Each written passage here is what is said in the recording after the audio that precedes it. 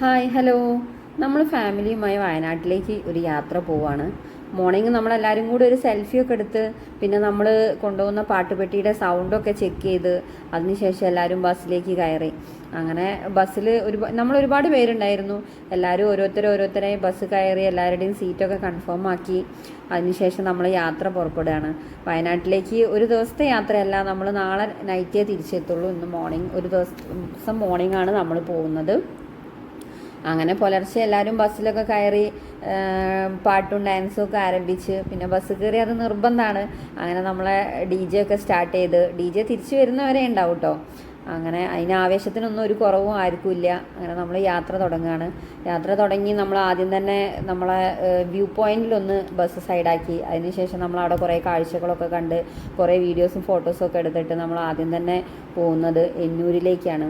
എന്നൂരിൽ bus നിർത്തിയതിന് ശേഷം അവിടുന്ന് എല്ലാവരും ഒരു എൻട്രി ടിക്കറ്റ് എടുത്തിട്ട് നമ്മൾ എന്നൂരിലേക്ക് കയറി. അങ്ങനെ അവിടുന്ന് ജീപ്പിലാണ് നമ്മൾ ഉള്ളിലേക്ക് പോവുക. ജീപ്പിൽ കുറച്ച് ഉള്ളോട്ടേക്ക് പോകണം. നമ്മളെ പ്രൈവറ്റ് വാഹനങ്ങളൊന്നും അങ്ങോട്ട് കടത്തി വിടൂല. അങ്ങനെ ഉള്ളിലെത്തിയതിന് ശേഷം അവിടെ കാണാനുള്ളത് എന്താണെന്ന് വെച്ചാൽ ഒരു ഗോത്രവർഗ്ഗക്കാരുടെ ജീവിത രീതിയാണ് നമ്മളവിടെ കാണുന്നത്.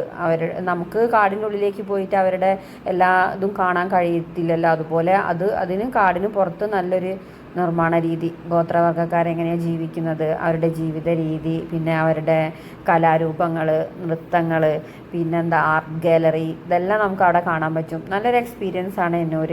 പിന്നെ നമ്മളത് കഴിഞ്ഞ് അവരുടെ ഒരു അമ്പെയ്ത്ത് മത്സരം ഉണ്ടായിരുന്നു അവിടെ തന്നെ. അതിലൊക്കെ പങ്കെടുത്ത് പരാജയപ്പെട്ടതിനെ തുടർന്ന് ഞങ്ങൾ മെല്ലെ ഇറങ്ങി പോരുകയായിരുന്നു ചെയ്തത്. പക്ഷേ നമ്മൾ റിസോർട്ടിലേക്കാണ് എന്നിട്ട് പോകുന്നത്. നമ്മളവിടെ വയനാട്ടിൽ കുറച്ച് ഉള്ളോട്ടേക്കായിട്ട് ഒരു റിസോർട്ട് ബുക്ക് ചെയ്തിട്ടുണ്ട്.